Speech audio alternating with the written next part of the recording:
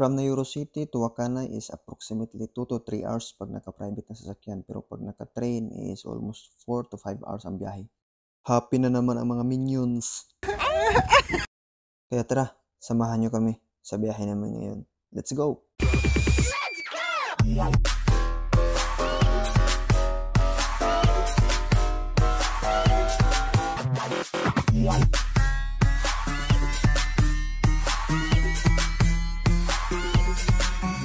After 1 hour, first stop sa Bifuka Island or sa Bifuka Town para mag-CR. Siyempre, masakit na yung pantong.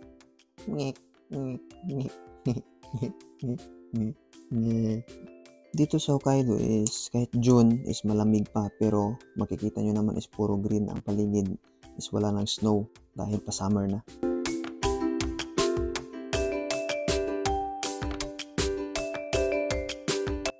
At sa ganitong ruta is bihira lang na makadaan tayo ng mga convenience store. Kaya ngayon is mag-stop by na naman tayo sa convenience store para bumili tayo ng pagkain kasi malayo pa ang susunod na convenience store.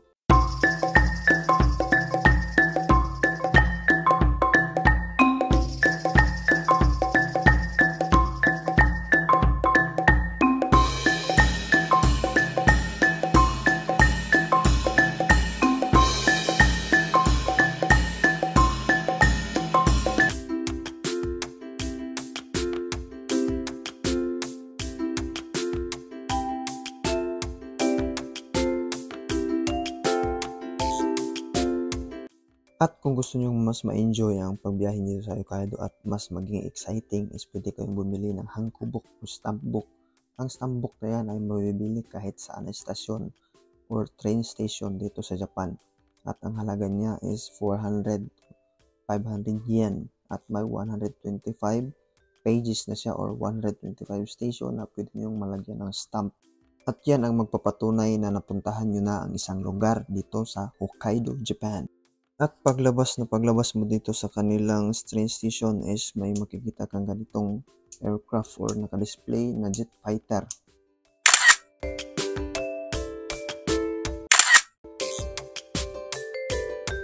At syempre hindi mawawala ang TikTok.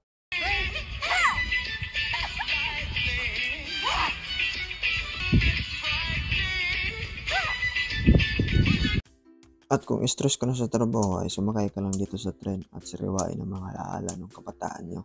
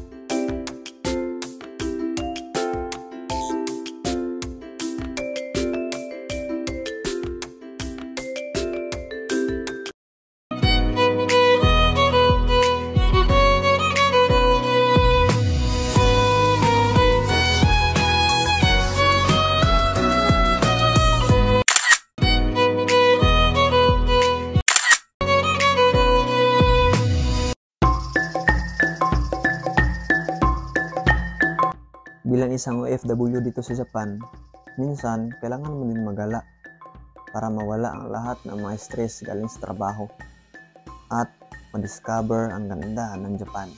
Katulad nito, nadaanan namin ito na sobrang haba ng karsada at ang sobrang lawak. Parang walang katapusan na karsada. Ang ganda ng view at marirelax ka talaga dito.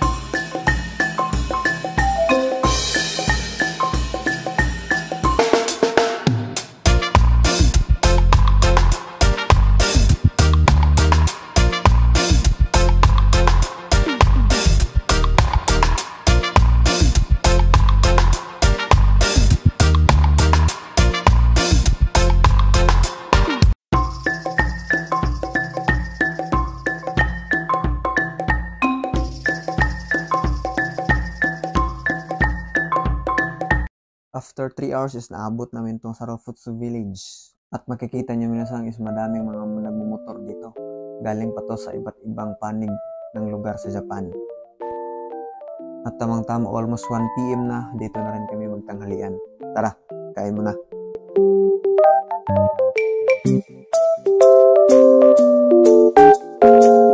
At habang kumakain ka dito, pwede mong ma-enjoy ang view sa labas. Ganda ng panahon ngayon. At ito ngayon ang tanghalian ko, katsudon at medyo mainit na sabaw.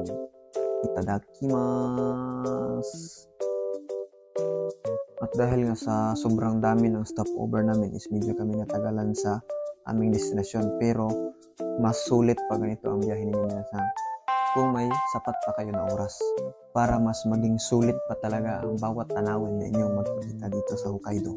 Pero mga ilang kilometro na lang is makakarating na rin tayo sa doon sa northernmost point in Japan, ang Cape Suya. Kaya enjoy mo na sa view.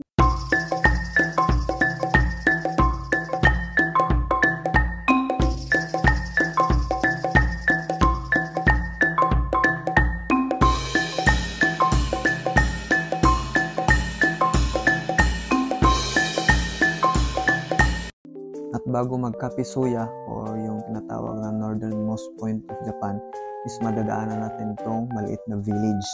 At ang nagustuhan ko dito sa mga bahay nila is sobrang ganda. At ang mga bahay na to is papamay-ari ng mga fisherman dito. At kung mapapansin nyo, ang style ng mga bahay nila is medyo may halo na. Kasi nasa gitna na to ng culture ng Japan at culture ng Russia, kasi nasa harap na ito ng Russia.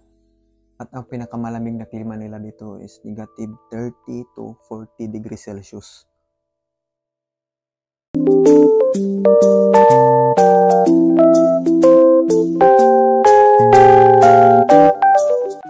At nung papalapit na tayo sa ating destination is medyo naging makulimlim ang kalangitan at bumuhos ang ulan.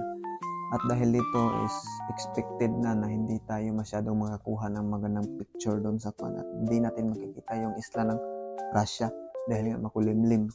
Kaya importante din pag maplano kayo na pumunta dito is tingnan nyo muna yung weather ng lugar na pupuntahan nyo. Dahil medyo maulan is maghihintay muna tayo ng mga ilang minuto. Baka mamaya is medyo hinto yung ulan at makatiming tayo ng magandang view.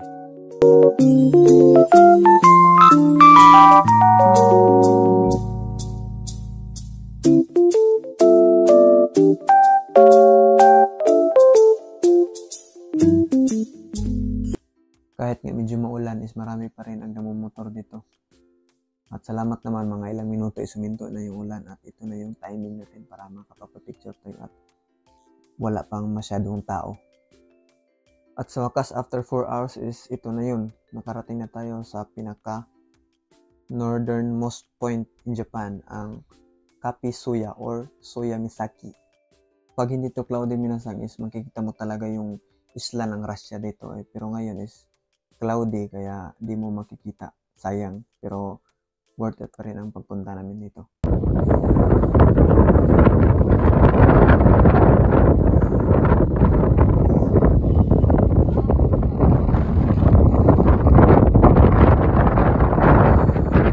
At sa mga gustong mag-camp dito or mag-overnight stay is marami silang hotel dito at meron ding mga restaurant at mga convenience store na nasa paligid. Galing sa baba is pwede ka rin umakyat sa taas at doon mo makikita yung Hiwa Koen or Peace Memorial Park nila dito. Nag-double jacket na pala ako dito kasi medyo malamig na at di ko akalain na aabot ng 10 degree kasi sa lugar namin is nasa 15 to 20 degree na. At maya is may nakita akong kakaiba. Tingnan nyo. Parang mga road signs at may nakasulat na 3,820 km Philippine Baguio. Na ang ibig sabihin galing dito papunta sa direksyon na yan is ang Baguio City, Philippines na may 3,820 km ang layo.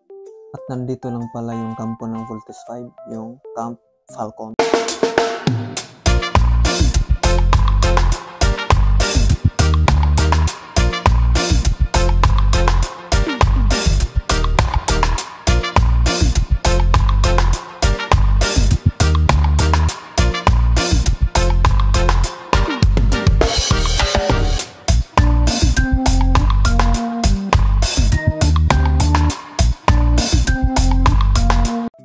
syempre may pampawala tayo ng mga problema at pampataboy ng mga bad spirit. Ang ganda ng view ng windmill dito. Dito sa lugar na to is maraming mga lagalag or mga wild na usa or deer. Yan yung parang kanding lang kain lang sa gilid-gilid. At ang susunod natin na puntahan ngayon is yung tinatawag nila na Shiroi Michi or White Road. At habang tumatagal is pakapal yung fogs kasi nga is nasa part na tayo sa bundok. Pero ang problema is hindi natin masyadong masilayan yung kagandahan ng view dahil sa kapal ng fogs.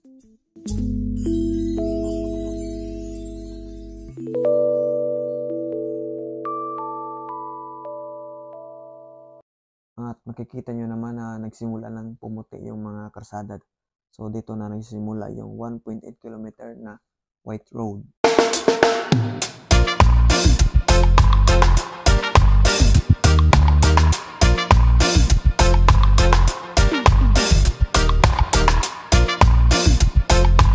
At papunta na tayo sa pinakasentro ng Wakanai City at nadaanan natin tong northernmost airport in Wakanai City. Bali, ang airport na to is local at wala silang biyahe na international.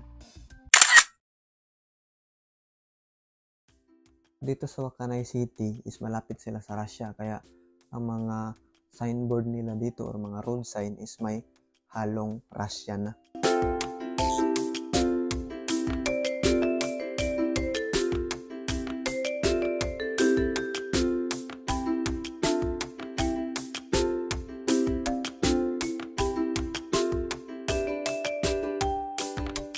At syempre, huwag kalimutan pumunta sa train station at kumuha ng stamp para maging enjoyable at memorable ang biyahe ninyo dito sa Wakanai.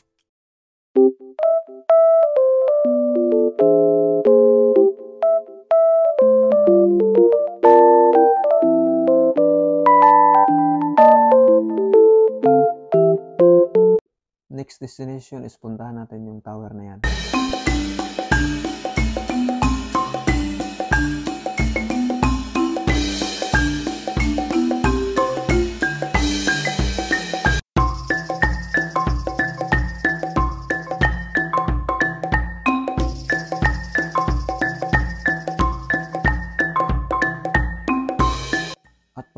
Pagpasok mo sa entrance ng tower na to is makikita mo agad yung mga display ng mga wild animals dito sa Wakanai. Ang mga naka-display mga hayop dito is mga tunay at naka-preserve lamang at wala na to mga lamang loob. Pero tunay yung mga balat nila at saka balahibo.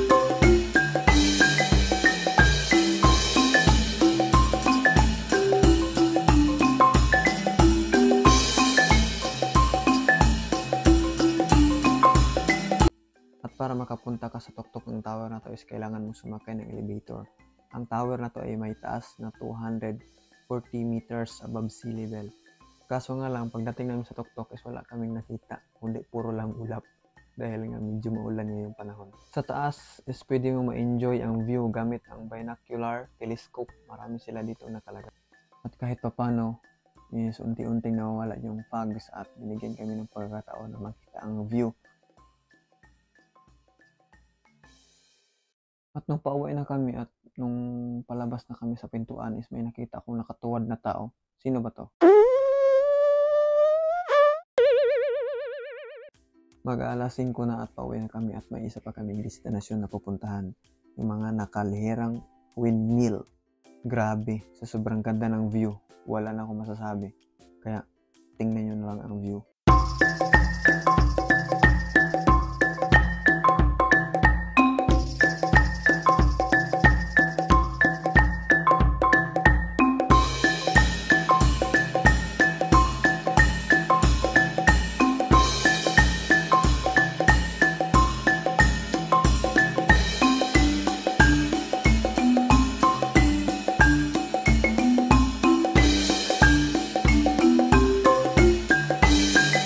At may palas stamp pa tayo sa Tissho Iki.